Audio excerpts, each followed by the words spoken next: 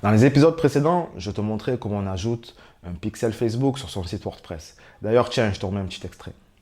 Là, nous, ce qui nous intéresse, c'est le site web. Si vous avez une application, vous cliquez sur application. Si jamais vous voulez collecter de la... Voilà, ça on peut dire que c'était l'épisode numéro 1. Je t'invite vraiment à regarder les épisodes dans l'ordre. Aujourd'hui, on va parler de l'audience dans votre Business Manager. C'est cet onglet-là. Disclaimer, vous le savez, c'est ma méthode. Je ne dis pas que c'est la meilleure ou qu'elle est ultime. Le but de mes vidéos, c'est de partager tout ce que je sais ou expérimente pour vous rendre plus performant sur les réseaux sociaux et le marketing digital en général. Bon, c'est parfait, on se retrouve sur mon écran. Je vais supprimer ça et le refaire pour le coup. Donc parfait, on se retrouve sur mon écran dans le Business Manager, dans l'onglet Audience. Pour ceux qui ne le savent pas, l'onglet Audience, c'est les trois petits personnages. Et si vous ne le trouvez pas ici, vous allez dans l'onglet, vous descendez sur Promouvoir, pardon, et vous retrouvez là. Vous cliquez dessus et vous tombez ici. Alors soit comme moi, vous n'avez pas créé d'audience, soit vous avez déjà vos audiences et vous regardez cette vidéo pour en savoir un petit peu plus. Moi pour le coup, ceux qui me suivent savent que j'ai refait mon site internet, donc j'ai affiné un peu plus ma clientèle, j'ai refait ma cible, etc. Donc je repars sur du neuf. Donc ça tombe bien, je peux m'en servir pour la vidéo. Déjà, avant de commencer les manipulations, il faut définir ce qu'est une audience. Une audience, c'est votre cible, c'est votre persona. Lorsque vous avez monté votre business, vous avez fait votre étude de marché. En faisant votre étude de marché, vous vous êtes renseigné sur votre audience. Facebook Audience, c'est l'équivalent de votre persona, pardon. Donc comme vous le voyez à l'écran, il y a trois types d'audience. L'audience personnalisée, où on va demander à Facebook de récolter de la data via par exemple notre pixel Facebook qu'on a installé dans le premier épisode, ou sur nos pages Facebook, ou sur nos pages Instagram, ou suite à un événement, ou via des applications, etc. On va le voir de toute façon.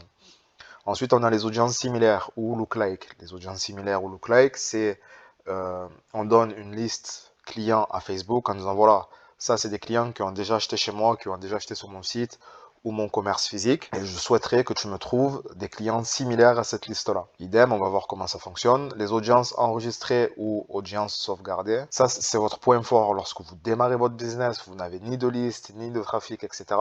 Concentrez-vous sur les audiences enregistrées. Là, vous dites à Facebook, je n'ai pas de liste, je n'ai pas de data, je n'ai rien du tout.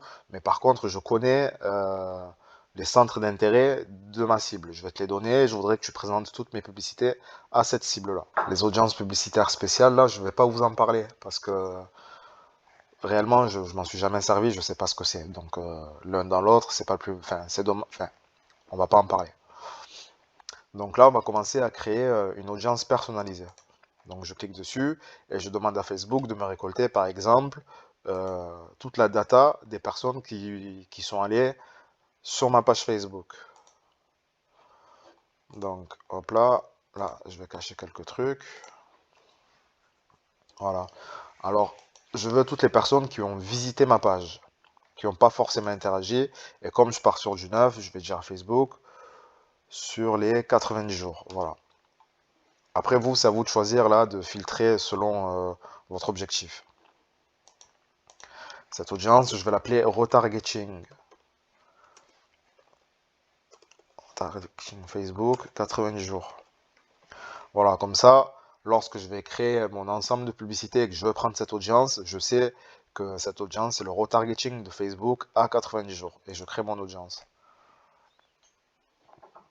Je vais faire la même chose pour, alors retour, pour le site web. La page Facebook va jusqu'à 365 jours. Le site web, de mémoire, il va jusqu'à 180 jours. Donc voilà, c'est une petite indication, mais bon, c'est pas très grave. Donc, mon site web avec mon pixel, je peux choisir n'importe quel événement. Là, pour le coup, je ne vais pas choisir un événement spécifique, mais par exemple, ça peut être toutes les personnes qui ont essayé de prendre un contact avec moi, ou toutes les personnes qui ont essayé, qui ont appuyé sur tel bouton. Souvenez-vous, dans le premier épisode, on avait configuré le pixel Facebook. Là, pour le coup, je vais laisser, j'affinerai un peu plus tard. Là, je veux juste que ce soit toutes les personnes qui sont allées sur mon site web. Sur les 90 jours, pareil. Et là, vous voyez, durée maximum 180 jours, comme je vous ai dit. Donc là, pareil, retargeting. Site, je vais mettre site SW, 90 jours. Donc là, il me propose soit de faire une pub, etc. Mais là, pour l'instant, ça ne m'intéresse pas. Je vais dire à Facebook de récolter de la data de toutes les personnes qui vont sur mon compte Instagram. D'ailleurs, petit instant promo, n'hésitez pas à me suivre sur mes réseaux sociaux que je vais afficher à l'écran. Donc là, pareil, 90 jours, je pense que c'est bien. Mon compte ou toutes les personnes ayant consulté mon profil. Ouais, j'hésite. Hop là. Là, retargeting, Instagram, 90 jours. Donc là, vraiment, je demande à Facebook de retargeter les personnes qui sont soit allées sur mon site web, soit sur mes réseaux sociaux. Dans l'entonnoir de votre tunnel de vente, le retargeting, c'est vraiment le truc qui arrive tout en bas. Pour imaginer un peu votre tunnel de vente, en haut, vous avez tout ce qui est, on va dire, notoriété. Vous essayez de vous faire connaître via votre cible. Ensuite, au milieu du tunnel, il y a tout ce qui est considération, votre cible s'intéresse à vous. Ensuite, il y a la prise de décision. Et au niveau de la prise de décision, il y a soit l'achat, soit l'abandon de panier, par exemple. Donc le retargeting, il va servir aux personnes qui ont abandonné votre panier. Donc voilà, là j'ai retargeté, j'ai créé mon audience pour le retargeting. Là, il me dit que c'est en dessous de 1000, c'est très peu, ça reste une estimation. Mais il n'y a pas assez de trafic sur du coup mon compte Instagram ou ma page Facebook ou même mon site web pour que Facebook récolte assez de données. Mais au fur et à mesure que je vais déployer une nouvelle stratégie sur mes réseaux sociaux, il va avoir de la donnée. Si vous avez une liste de clients, vous avez fait un salon, vous avez récupéré la liste des personnes, de toutes les personnes qui se sont présentées sur le salon, vous la rentrez dedans. Et ensuite, toutes ces personnes-là verront vos publicités. Par contre, au niveau de la liste sur Facebook, Facebook veut vraiment quelque chose de carré, c'est-à-dire nom, prénom, numéro de téléphone, adresse, etc. On est dans l'ère du RGPD, donc on ne peut plus faire n'importe quoi. Si votre liste n'est pas carrée, Facebook la refuse. Donc, là, on a vu ce qu'étaient les audiences personnalisées, les audiences similaires. Donc, là, à l'écran, vous voyez une échelle de graduation allant de 0 à 10%. 0 étant le chiffre le plus proche de votre liste client. Plus vous vous écartez du chiffre 0, du 0%, et plus vous dites à Facebook, ok, trouve-moi des personnes similaires à ces gens, mais avec un plus large champ d'action. Alors que si vous laissez votre curseur sur le 1%, vous dites à Facebook, voilà, j'ai cette liste de clients-là, je veux que tu me trouves des personnes correspondant au maximum à cette liste de personnes. Moi, je conseille souvent de le laisser sur 1, et quand vous voulez scaler, vous dites vous laissez plus de champ d'action à Facebook, mais au début, laissez-le sur 1, c'est très bien. Donc les audiences publicitaires spéciales, je ne sais pas ce que c'est, on va pas en parler, et on va s'attarder sur ça, les audiences sauvegardées. C'est vraiment votre atout majeur lorsque vous démarrez votre business et vous n'avez pas de data à donner à Facebook.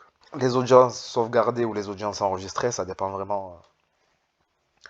Enfin, des fois, c'est écrit audience sauvegardée, des fois, ce sera audience enregistrée. Donc, ne vous braquez pas si quelqu'un vous dit les audiences enregistrées, l'autre vous dit les audiences sauvegardées. Donc, il y a deux manières de remplir ce tableau.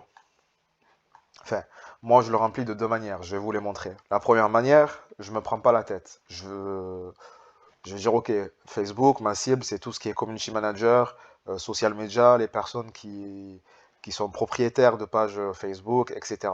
Toutes les personnes qui s'intéressent aux réseaux sociaux. Donc, à cette audience, on va lui donner un nom, on va l'appeler Jean. Alors, c'est une audience qui habite en France, qui a entre 20 et 50 ans. Homme-femme, là, moi, au niveau cible, homme-femme, le sexe, ça m'intéresse pas, j'ai pas besoin de le spécifier. La langue, en France non plus, j'ai pas besoin de le spécifier. On parle tous français, mais si par exemple vous êtes en Belgique et que vous vous adressez qu'à une partie de la population, il va falloir le spécifier. Et c'est là où c'est cette partie-là qui est vraiment intéressante. Là, il va falloir vraiment que vous sachiez un maximum d'informations sur votre cible et que vous les donnez à Facebook. Par exemple, moi, mon audience, enfin ma cible, comme j'ai dit, c'est tout ce qui est community manager. Donc j'écris community manager. Je suis désolé, je le nez bouché un peu là depuis tout à l'heure. Et voilà, Facebook me dit qu'il a presque 3 millions de personnes qui ont pour centre d'intérêt l'animation de communauté, du CM, quoi. Donc je clique. Je lui dis aussi, trouve-moi des personnes. Ah oui, et plus vous cliquez, et là vous voyez ça, selon ce que je lui ai dit, il me donne une couverture potentielle. Donc ça reste toujours un chiffre, une estimation. Mais bon, c'est intéressant quand même de voir à peu près combien de personnes vous pouvez toucher. Je sais aussi que ma cible a pour centre d'intérêt les réseaux sociaux.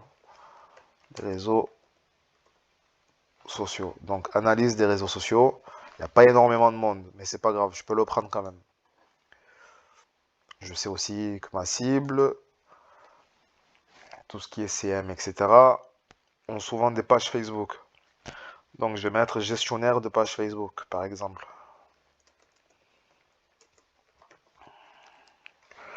Gestionnaire de page Facebook. Administrateur de page Facebook. Ou de page professionnelle. Vous voyez, ça peut être intéressant les deux. Là. Donc là, ça fait de suite 5 millions de personnes. C'est énorme. Là, moi, j'aime bien tourner autour des 1 million. Enfin, ça dépend pour quel objectif, mais voilà. Qu'est-ce que je peux mettre d'autre? Réseaux sociaux, peut-être. Non, réseaux sociaux, je l'ai déjà mis. Je peux mettre, par exemple, Facebook. Moi, ce qui m'intéresse, c'est que mon audience ait pour centre d'intérêt Facebook. Ensuite, si je veux vraiment affiner mon audience, je vais utiliser un autre opérateur booléen. Donc là, on était dans le ou. Alors, Facebook, trouve-moi une audience qui est administrateur de page ou analyse des réseaux sociaux ou animateur de communauté ou Facebook. Et, par exemple, vous voyez, vous pouvez affiner des opérateurs booléens. C'est intéressant. Ça fonctionne pour les réseaux sociaux. Ça fonctionne aussi pour Google, au cas où vous ne savez pas. Donc là, je peux faire ça, par exemple.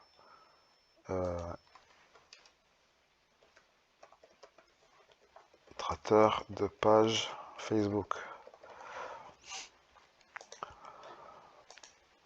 Donc voilà, grosso modo, je dis à Facebook, mon audience est soit animateur de communauté, soit un intérêt pour les réseaux sociaux, euh, soit un intérêt pour Facebook et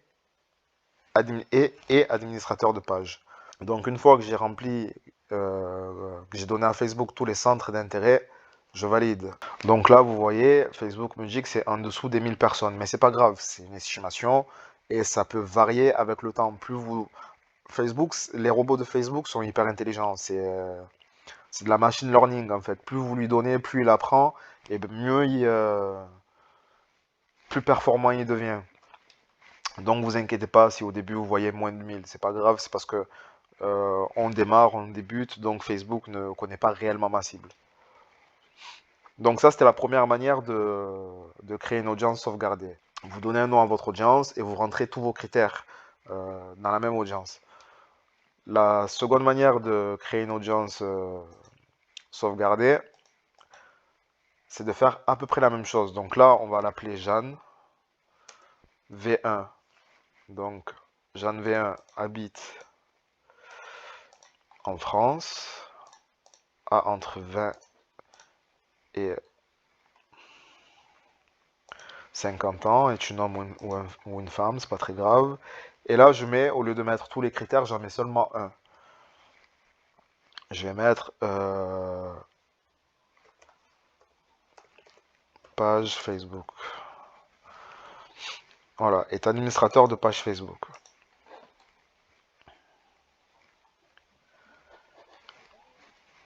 Et je crée mon audience. Le fait de faire ça, en fait, c'est pour savoir quelle audience est la plus performante lorsque vous créez vos publicités. lorsque vous créez vos publicités, ça fonctionne de la manière suivante. Vous avez un grand dossier, le gros dossier, c'est la campagne. Dans ce dossier, vous avez un petit dossier qui s'appelle ensemble de publicités. Ensuite, dans ces ensembles de publicités, vous avez encore un petit dossier qui s'appelle publicité. Donc, dans la campagne, vous fixez un objectif. Dans l'ensemble des publicités, vous fixez une audience. Donc là, c'est à ce niveau-là où je vais rentrer mon audience Jeanne V1, Jeanne V2 et Jeanne V3 pour voir quelle est l'audience la plus performante. Ok? De toute façon, bon, c'est pas grave si c'est pas très clair. Dans les prochaines vidéos, vous comprendrez pourquoi je fais ça aujourd'hui. Donc, je continue. Je recrée une autre audience qui va s'appeler Jeanne V2 qui habite en France, etc., qui a entre 20 et 50 ans. Homme ou femme, on s'en fout. Et là, je dis qui est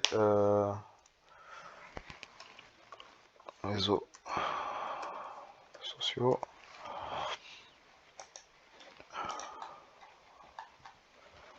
Voilà, et je crée l'audience.